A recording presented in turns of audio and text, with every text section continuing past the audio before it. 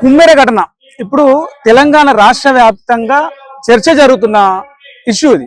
ఏం జరిగింది? 2 నెలల పాపని ఒక రెడ్డి సామాజిక వర్గానికి చెందిన ఒక కాంగ్రెస్ పార్టీ నాయకుడు కాలుతోటి దంతే ఆ పాప చనిపోయింది. జాతరలో వాళ్ళకి లోపలికి పోనిస్తలేరని చెప్పి జరిగిన చిన్న వివాదంలో మాట్లాడడానికి పోతే ఆ పాపను కాలుతోటి దంతే ఆ పాప చనిపోయింది.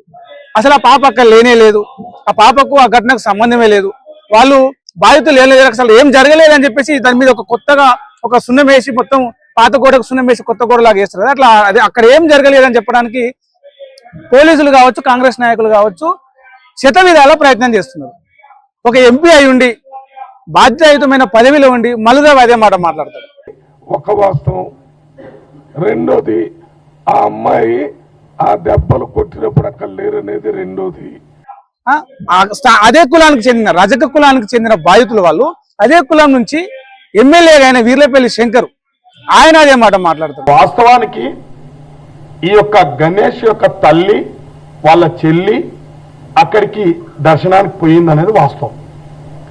అక్కడ లైన్లో ఉండమని లైన్లలో పోవాలి, ఒక కొబ్బరికాయ కూడా తీసుకుపోవాలని చెప్పి చెప్తే మేము సాకులలో మేమెందుకు తీసుకోవాలి అది ఇది అంటే కూడా సరే అమ్మా అందరం ఒక్కటే, ఈడ గుడికాడ అందరం ఒక్కటే, మీకు పనికి తగ్గట్టు పైసలు ఇస్తాం తప్ప కొబ్బరికాయ ఆనవాతి ఇది అంటని చెప్తే కొద్దిగా ఘర్షణ జరిగింది అనేది వాస్తవము.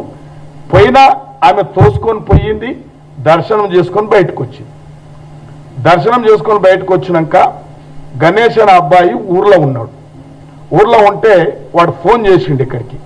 ఫోన్ చేస్తే అమ్మ రాలేదంటే నన్ను అల్లీలు తిట్టిరు అది ఇది అని చెప్తే వాడు కొద్దిగా మనిషి కొద్దిగా క్యారెక్టర్ లెస్ లాగా కనబడతా ఉంది వాడి క్యారెక్టర్ కాబట్టి వాడు వచ్చి ఒక బటర్ వర్డ్స్ అంటే చెప్పరాని మాటలు తిట్టడం, అక్కడ వాట్సాప్ గ్రూప్లలో పెట్టడం, అక్కడ ఎవరైతే ఆ దేవాలయం కాడ ఒక సాంప్రదాయబద్ధంగా పనిచేస్తున్న కార్యకర్తలు, ఆ దేవాలయానికి సంబంధించిన ధర్మకర్తలు ఎవరైనా ఉంటే వాళ్ళందరినీ ఇబ్బంది పెట్టే విధంగా మాట్లాడడం జరిగింది.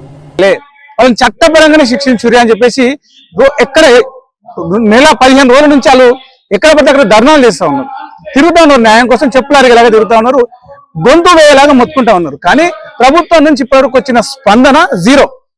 పైగా అధికార కాంగ్రెస్ పార్టీ నాయకులు మాత్రం అసలు బాధితులు ఎస్సీలు కాదని ఒకసారి అంటారు, బీసీలు కాదని ఒకసారి అంటారు, అసలు ఘటన కాలాలు లేనే లేరని ఒకసారి అంటారు. ఇటు పెట్టి అదే రెడ్డి సామాజిక వర్గానికి చెందిన ఎవరైతే ఆ నిందితులు ఉన్నారో ఆ కాంగ్రెస్ పార్టీ చెందిన వాళ్ళని తప్పించడానికి శతవిధాల ప్రయత్నం చేస్తారు. కానీ అయ్యో పాపం ఒక చిన్న పాప చనిపోయింది, అక్కడ వీడియోలు సాక్ష్యం కనిపిస్తా ఉన్నాయి, ఆ వీడియోలో క్లియర్ గా కనిపిస్తా ఉంది. అన్న పాపన్న నన్ను మొత్తుకుంటుంటే ఆ తల్లి మొత్తుకుంటుంటే ఇట్లా కాలుతోటి అంటాడు ఆయన. అంత క్లియర్ గా కనిపిస్తున్నాక కూడా తను ఎట్లా పెట్టి తప్పుదో పట్టించి మసిబూసి మారేడుకాయ చేసి వాళ్ళని తప్పించాలని చూసే ప్రయత్నము, వాళ్ళ ప్రయత్నం అట్లుంటే అదే పార్టీలో ఉండే బీసీ నాయకులు మల్లు రవి గారు ఒక దళిత సామాజిక వర్గం నుంచి ఎంపీగా ఎదిగిన నాయకుడు ఆయన వాయిస్ ఎట్లుండాలి? బాధితుల పక్షాన ఉండాలి. అదే రజక కులానికి సంబంధించినటువంటి చెందిన ఒక ఎమ్మెల్యే వీర్లపల్లి శంకర్ ఆయన ఏం మాట్లాడాలి? ప్రభుత్వానికి దాని ఏమంటారు సంబంధం లేకుండా, పార్టీకి సంబంధం లేకుండా వ్యక్తిగతంగా నా కులానికి చెందిన వాళ్ళు ఆయన ఒక కనీసం క్యాష్ ఫీలింగ్ తోటన పోయి బాధితుల పక్షాన కూర్చొని మాట్లాడాలి, వాళ్ళకి భరోసా ఇవ్వాలి, న్యాయం జరిగేలాగా చూస్తా అని చెప్పి కొంచెం ధైర్యం చెప్పాలి ప్రభుత్వంలో ఉన్నందుకు కనీసం. కానీ ఆ సోయి లేదు, ఆ బాధ్యత లేదు. మీదికెళ్ళి చేసిన తప్పు చేసిన రక్షించే ప్రయత్నం చేస్తా ఉన్నారు. ఇప్పటికే అన్ని పార్టీలు, ప్రతిపక్షాలు, బీజేపీ, బీఆర్ఎస్ అందరూ వాళ్ళకు పోయి బాధితులకు ధైర్యం చెప్పారు. కనీసం ఈ ప్రభుత్వం నుంచి ఒక్కరు కూడా పోయి చెప్పినా ఇది లేదు, కాంగ్రెస్ పార్టీ నుంచి ఒక్కరు పోయి చెప్పినా ఇది లేదు. ఎందుకంటే దానికి కారణమే వాళ్ళు కాబట్టి. మరోవైపు విశారదన్ మహారాజ్ ఆయన బాధితుల పక్షాన నుండి నిత్యం మాట్లాడుతూ ఉన్నాడు, వాళ్ళ వాయిస్ వినిపిస్తా ఉన్నాడు, వాళ్ళకి న్యాయం జరిగేలాగా కోర్టుల చుట్టూ, పోలీస్ స్టేషన్ల చుట్టూ, మానవ హక్కుల సంఘం చుట్టూ తిరుగుతూ ఉన్నాడు. మరి ఈ బీసీ నాయకులందరూ ఈ కాంగ్రెస్ పార్టీలో ఉన్న బీసీ నినాదము 33% ఇస్తాం, 44% ఇస్తాం, 50% ఇస్తాం, బీసీలు మా ప్రాణం అని చెప్పుకుని అధికారంలోకి వచ్చి ఓట్లు వేయించుకొని బీసీలో ఓట్లు వేయించుకొని ఒక బీసీ బిడ్డ, బీసీ బిడ్డకు పసిబిడ్డ చనిపోతే ఎందుకు వాళ్ళ నోర్లు బెల్లంగడ్డలు ఉన్నాయా? నోట్లు మాట్లాడడానికి వస్తలేదా? ఇప్పుడు కదా మాట్లాడాల్సింది.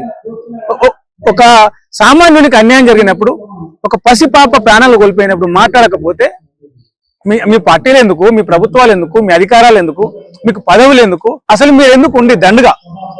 ఇప్పటికైనా పార్టీలకు అతీతంగా కులాలకు అతీతంగా ఒక పసిబిడ్డ ప్రాణం పోయింది. ఆ కుటుంబానికి మనం ఎట్లా ధైర్యం చెప్పాలి, ఎట్లా భరోసా అయ్యాలి, దానికి బాధ్యులైన వారిని ఎట్లా శిక్షించాలి, చట్టపరంగా ఏం చేస్తే బాగుంటది. నిజానిజాలు వేసి ఒక కమిటీ వేస్తారు కదా, కమిటీలకు కొదవనే లేదు.